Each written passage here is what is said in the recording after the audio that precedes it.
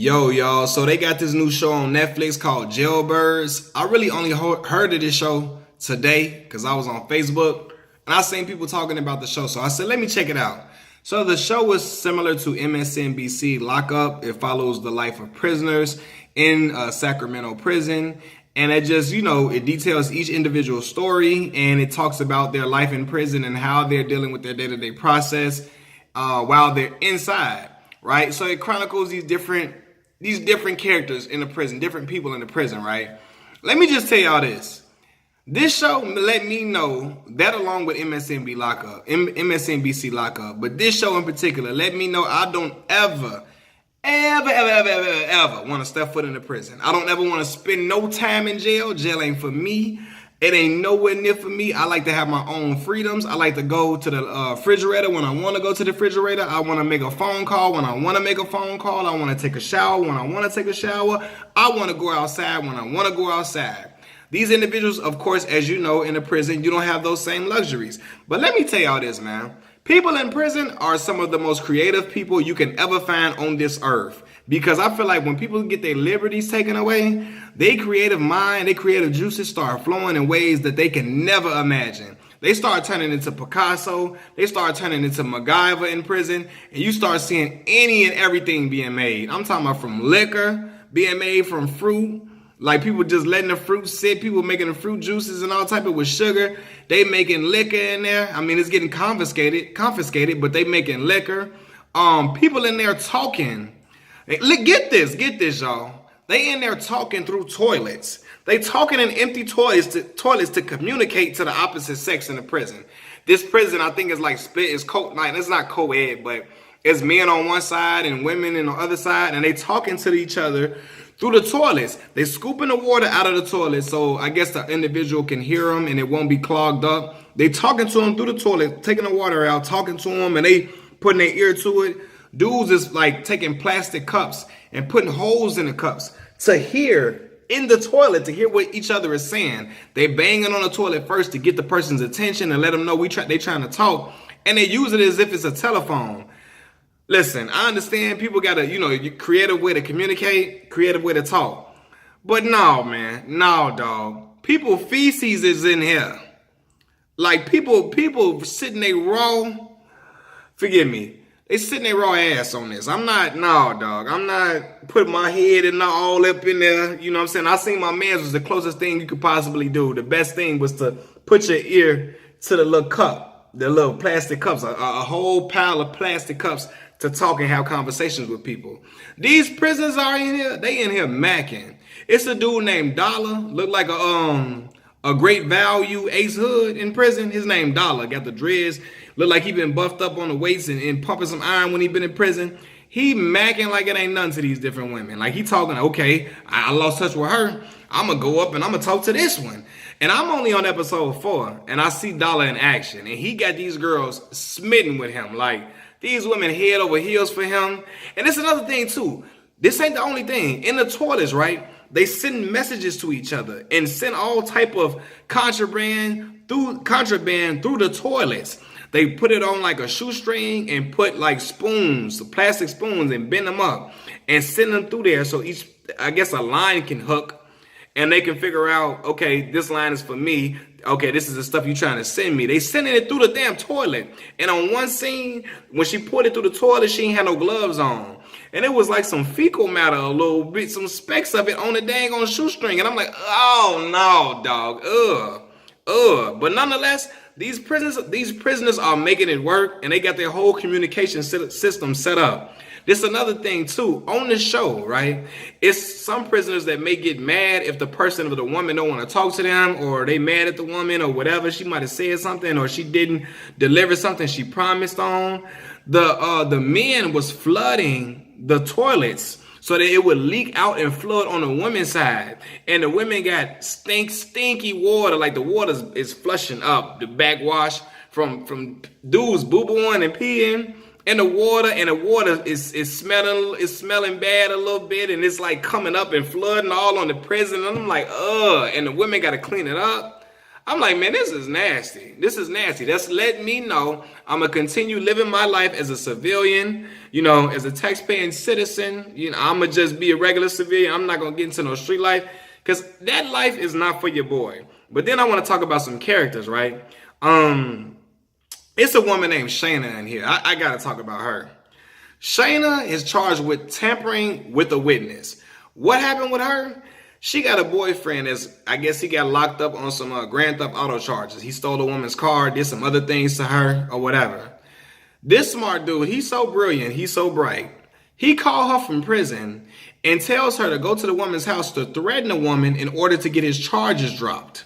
She goes to the woman's house while he on the phone, and you can hear her on the phone in the background threatening the woman. Threatening her, telling her, you need to get these charges dropped. My man I'm 2 months pregnant. I'm 2 months away from being, delivering my baby. And I'm doing 2 months. And my man, he need to be here. Ma'am, your man did something to land him up in there. That ain't that lady problem. She supposed to feel sympathy for him and get him out because you want him to get out?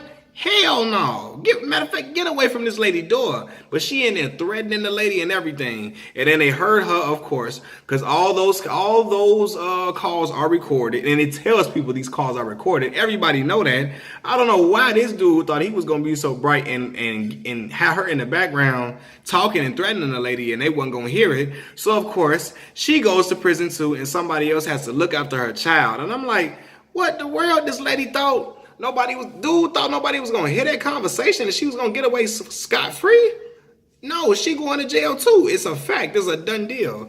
Then they got another lady in there named Sean, right? Sean is a lesbian and she thought she was going to get out of prison one day. This is the harsh realities of prison and what it can play with people's mind, which is why you should try your best to stay away from prison, especially, if you didn't do anything, if you live in a life of crime. I can see it's been people that have been locked up, wrongfully, that didn't do anything. But if you live in a life of crime, stay away from it. This lady thought she was going to get out of prison. She told her wife she was coming out.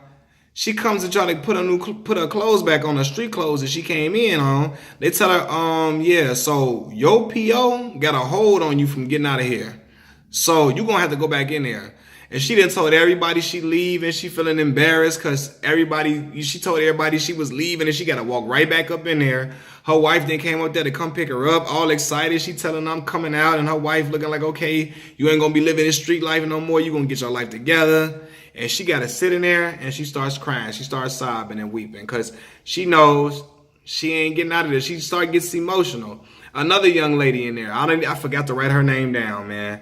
This young lady she was smiling and smirking when she first committed the crime to get up in there. She got $100,000 bond. $100,000, and she got a little small baby, and she was crying her eyes out the next day after she realized the error of her ways. And it's like, man, it really shows these women in their vulnerable state, and shows that these women are people too. Even though they locked up behind prison and they did some heinous things, some of them have done some heinous things, man. It highlights these women's lives. And the men as well. But from the episodes I've seen, there's been more of a focus on the women more than the men. It's only certain men characters they have a small focus on. Again, I'm only on episode 4, so y'all gotta bear with me. Oh man, it's one dude in here. I wrote his name down, man. What's dude's name? It's the dude in here, man. He macking to the core. A1 is his name. A1 like the steak sauce. And he got all, he got all the sauce. They gave him an A1. That should have been his name because he was messing with a young lady named Megan they call her Monster. She got tattoos on her face. She got all the, the holes in her ears and all of that. He was messing with her, I guess spouse is said. I guess he was married. He's married to this woman. And they both was in the prison together. He gets out of prison. Well, first he was communicating with another woman while he was in prison, that girl Taylor. He get out of prison. He tell Taylor, hey, call his phone. She called her phone. The girl Megan pick up. And, they get into it. Dude get out of prison. He get right back in prison. The girl Megan in prison. His wife Megan is in prison with him because they got in trouble for fighting each other and all type of stuff. And then it's like, this dude in here, he talking to 2 different girls in prison. And I'm probably sure he going to be talking to some more women too. He macking like hell. And I'm like, damn, he out here. When I found out he said the wife was the girl a monster, they've been talking about monster for a while. And they didn't never say that that was A1's like spouse. I'm like, damn, he in here talking to two different women and both of his women in jail, like in the same prison. I'm like, man, this crazy. But anyway, too, you got another young lady, right? It was sad too. One girl, I think her name is Jay. I wrote it down. She left her son with her parents because, she committed some crimes. She knew she was going to do some time. She had to sit down for a minute. She sent her son to live with her parents because she didn't want, her son to go into foster care. While she's in prison, her mother dies and her father dies as well. So her son's father, the father is in prison as well, as she is. Her son's father, his mother comes and gets the child, and she doesn't even. She's like, she used to didn't want nothing to do with my child, and now she got him. She didn't want that at all. But it's like, damn, her parents have both passed along while she's in prison, and she's realizing how.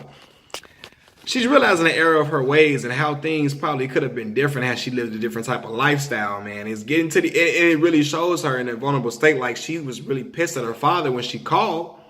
I think the same day he died, and she was like thinking that he just wasn't answering her phone because he was mad that she was in prison and he didn't want to speak with her.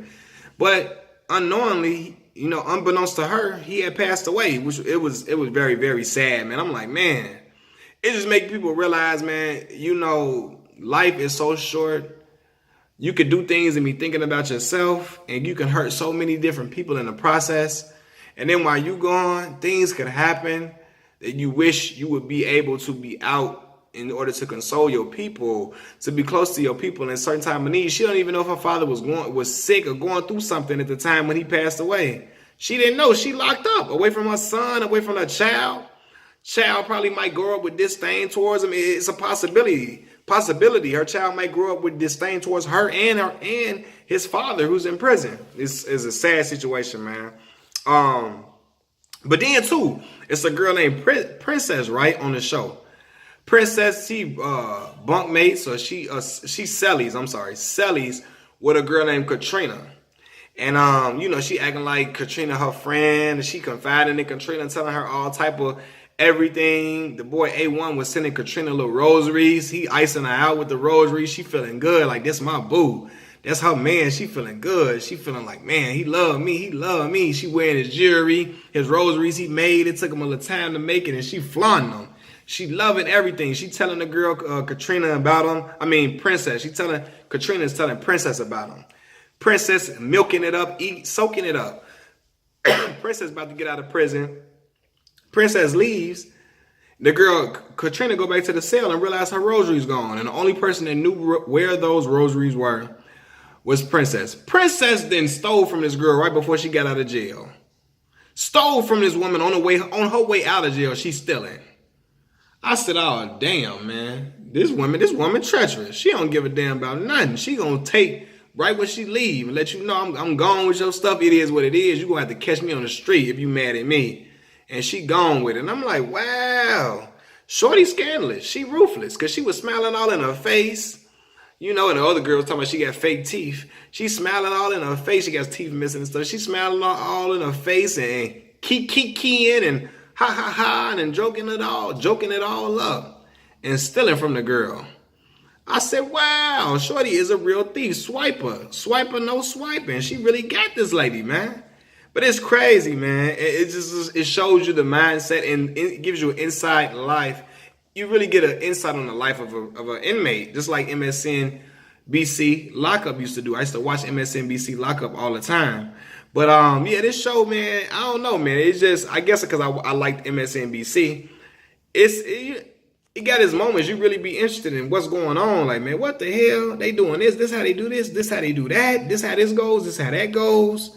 It's like, man, but the talking in the toilet stuff, that was beyond me. I was just like, wow, they really got the toilet as a phone, like a cell phone, like a home phone, a landline phone up in jail. Like, they got a whole little system made up. And it shouldn't shock me that people in prison got systems made up for things, because of course, they always say the inmates run the asylum. The inmates run the prison. But they just let the COs and stuff think they do. But it's like, and of course they were gonna come up with ways to communicate and get around certain illegal things. But it's like, man, they in there making all type of liquor. They in there doing. And the girl, it was one thing. The girl was showing how she made liquor from the pills that they would give her, and she was showing how she was tricking the guards and doing certain things. They in there, they passing around heroin in there, all type of. I'm like, what the hell? They transporting all type of drugs through the toilets and all type of stuff. Man, they slick with all type of stuff they be doing. It just lets you know, man. I'm looking at the COs like, y'all got one hell of a job. Because there be people in prison, I'm sure they go crazy. They act crazy. They in there, you try to detain them. My uncle told me about this. He was a CO. Told me some of them go in there, rub their own feces on them. Because you ain't going to touch them like that. They go in there, they try to throw pee on you sometimes. You're like, what the hell? And I'm not giving all inmates a bad name, of course. I'm just saying, these are some things that my uncle told me has happened in the place that he worked in. And it's a possibility that these things could happen elsewhere. But it's just like, man, this show, man, the JailBirds show is just, I don't know, it's interesting. I'm just watching it and watching it and watching it. And I'm keep on watching it. So y'all let me know what y'all think about the show. If y'all like it, if y'all got the same thoughts that I had, y'all share them with me, man. This is my reaction so far. I'm only on episode 4. I really ain't even, I'm like halfway through that episode, really, or more of the beginning to halfway of this show, of that episode. I got to watch it. I'm going to make some more reviews and talk about some stuff from there. But that's what I didn't gather, man. A1 and Dollar out here being players through pen pals, talking to these women. They probably getting a commissary. You got girls in there, and you got girls in prison for pimping women, and they in there pimping and magging them and talking about how they only would talk to a girl that's ugly for benefit, for financial gain. Of course, it happens in prison all the time. That's why you see inmates, they had the ugliest girls on the outside and acting like they're the biggest dime pieces, got the ugliest girls, you know, that are vastly, sometimes a lot of them sometimes are vastly overweight. They not attractive. They have them because they know that girl gonna put money on them bucks so they can eat them honey buns and them chips and them ramen noodles. That's another thing too. The contraptions these women were making for food. They end up putting all type of ramen noodles and chili cheese fries and all type of stuff all on, not chili cheese fries, Frito chips and jalapenos and all type of stuff and cheddar cheese, all type of stuff, and they making all type of prison spreads out here. The prison food they was making, it looked like it was so damn high in sodium. I have a heart attack in there eating that food. I know I would. I can't eat it. They in there making all type of brownies and some type of dessert out of the dude was in there making a brownie, a honey bun, and the little what you call it, the Swiss, the little whatever the little thing is, man. He was making all type of contraptions out of these food, man. I think I saw a dude dipping the ramen noodles in the toilet in the water, and I'm like, what the hell is he doing? And get it, don't put that in there. You boo-boo in there, dog. You gonna eat that? You gonna eat that? Hell no, couldn't be me. Not your boy. Not at all. Your celly in there doing his number 2 in there? I don't know. He can say the water. He made sure the water was clean all he wants to. It's in the toilet, dog. Don't eat nothing out that toilet, man. You tripping. Tripping, family. But they was making all type of prison spreads and everything, man. Hey, man, I'm interested in the show. I'm going to make some more videos about it. Y'all tell me y'all thoughts on it. Peace.